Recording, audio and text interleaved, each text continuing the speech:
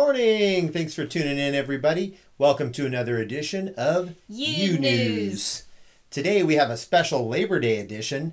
Since it's Labor Day, we thought we'd put more people to work, so we got extra people reporting today. So stay tuned for that. And what are today's top stories? Today's top stories: which famous singer performed at a town of 200 people in small town Kansas last Saturday? Also, a bus driver and her monitor helped save children from rushing floodwaters in Dallas. And then we have special news stories from Wisconsin via the Elders Homestead, and also a special report from Georgia by Digging for Health. Awesome. Sounds good. Well, today's top story we're starting off with is something that just took place this past Saturday. We got the privilege of attending a very special birthday party. 150th birthday party to be exact. That's right, the city of Tipton, Kansas celebrated their 150th anniversary by throwing a party on the prairie. There were all types of activities, including horseshoes, volleyball, cornhole, old school free throw contest. That's how I used to shoot my free throws in high school, you know. Granny style, we called it. Cream can toss, buffalo chip toss, ew. Pedal tractor pull, barrel train, hoop rolling, butter making, ragdoll making, the Frontier Man Challenge, and the Pioneer Woman Contest. There was also a time capsule, a veteran salute, and the State of the City address. So how was everybody dressed while they were performing all these feats of strength? They were dressed like pioneer folk. Yeah, they were really cute. Yeah, it looked like you had just walked onto the set of Little House on the Prairie. They were all the way from little babies and small children up to full-size adults with all the old Little House on the Prairie, we'll call it, type of attire. And it was pretty awesome how many people in that town participated. Very cool. Also, our good friend Gilly was there serving up delicious barbecue from his Texas Red barbecue truck. And there was some other vendors as well. The night was capped off with an amazing concert put on by the one and only Jake Hoot, who, if you don't know, was the season 17 champion of NBC's The Voice. Jake serenaded everyone with many of his original songs, as well as taking crowd requests to do covers of other popular songs. He even pulled a couple different locals up on stage to help him do some of the crooning. And let me tell you, Johnny Cash may no longer be with us, but there's a guy in Tipton, Kansas that sounds exactly like him. And he's a high school teacher. A high school, there you go. And I guess Jake Hoot has a special connection to this part of Kansas because he's come here in the past to do some hunting. So he's kind of a friendly face. Yeah, he's an honorary member of the Tipton community, according to them. Pretty awesome. And he's a great guy. After the show, Jake hung out for a bit and took pictures with the locals and hung around to chat. And we even had the privilege of chatting with him a little bit. And he even agreed to do a really cool promo for this channel right here. Roll the promo. Hey y'all, this is Jake Hoot and y'all are watching Corn-Fed Life. So as you can see, he really is one take Jake, just like he said he was. Yep, that's right. That was the first shot. We got it on the first one. And also, we made some new friends at this event when we were hanging out in line to get some food, and a stranger caught me eyeballing her nachos and said to me, "Go ahead and try one."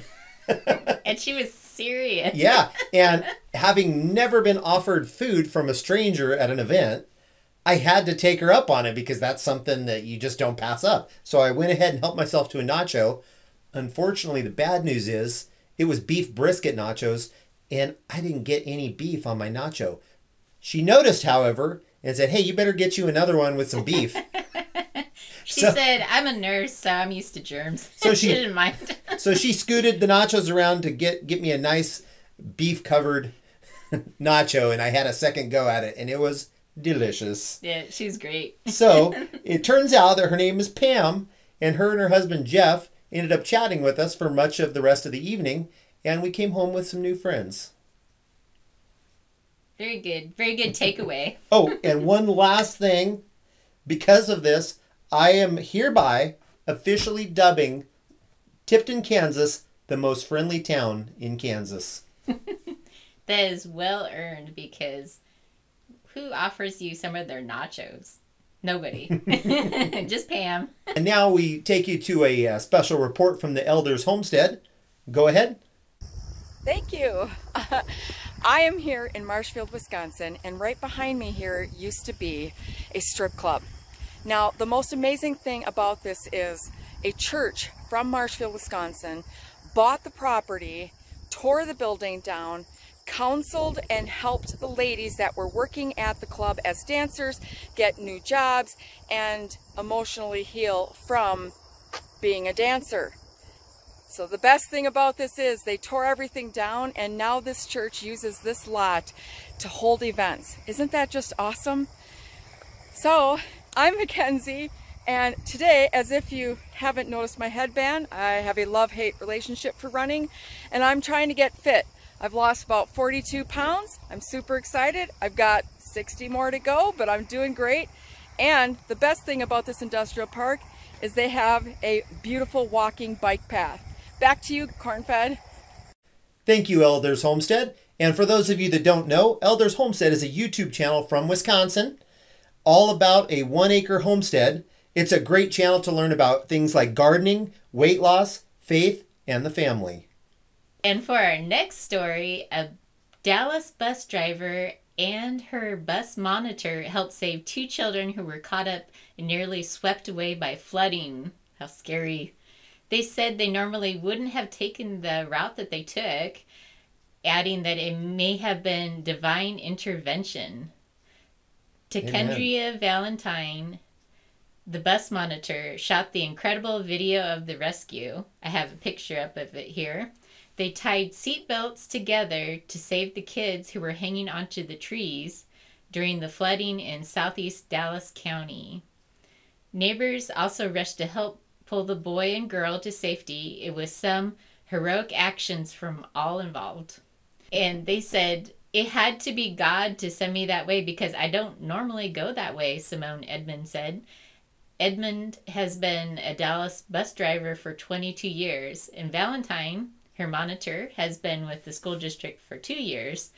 The bus was empty when they were called to pick up a student who missed their bus Monday morning. The student isn't normally on their route, so they were driving in a different area than usual. The student never showed. They never suspected what was around the corner. We were just in the area. I was like, maybe it was a waste of time. But then when we see what we seen, I was like, maybe that was God putting us here in that area for that reason, Valentine said. They saw 2 siblings, a boy and a girl, were stuck in floodwater near Beltline and the CF Han freeway. Their father was trying to help them, so the mom ran out with a baby and she was like, can you call 911?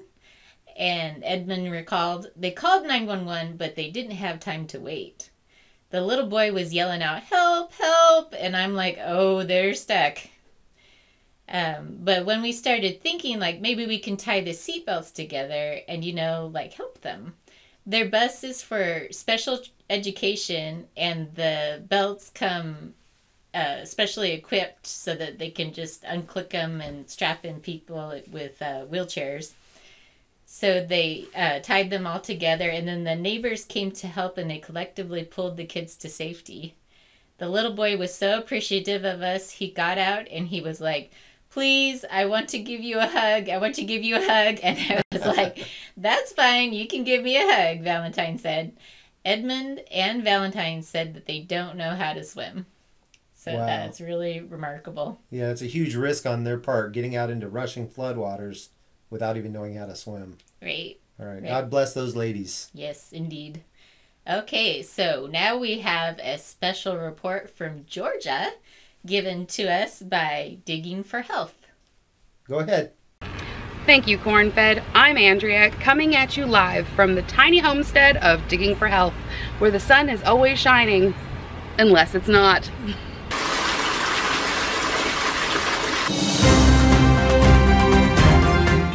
In new news, the love bugs are out and they're circling me currently, as well as we have received a freeze dryer so that we can preserve more of our vegetables. So purty. I'll be honest with you, Yeah. folks, I'm gonna tell you. Pickle worms have been a new and very unwelcome guest here on the homestead.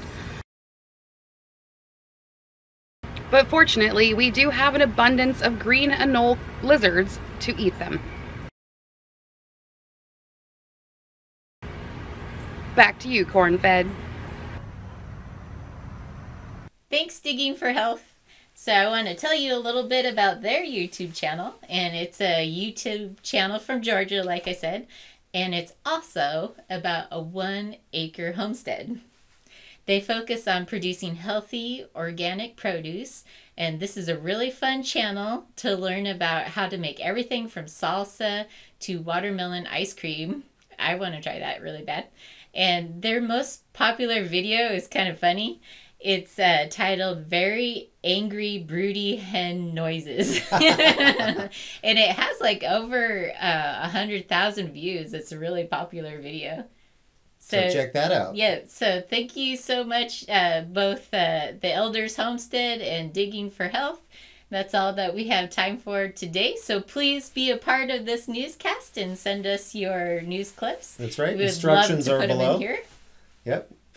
Instructions in the description, so check it out and send them in, and let's get your channel on here too. Everybody have a wonderful, happy, safe, and blessed Labor Day. Did you want to share something about Labor Day? Oh, well, it was first started by the state of Oregon. Yep. Where we were first started. Yeah, first state to put it on the books. And then it just grew from there, I guess, and became a federal holiday. So anyway, God bless y'all. Have a wonderful Labor Day, and we'll see you on the next episode.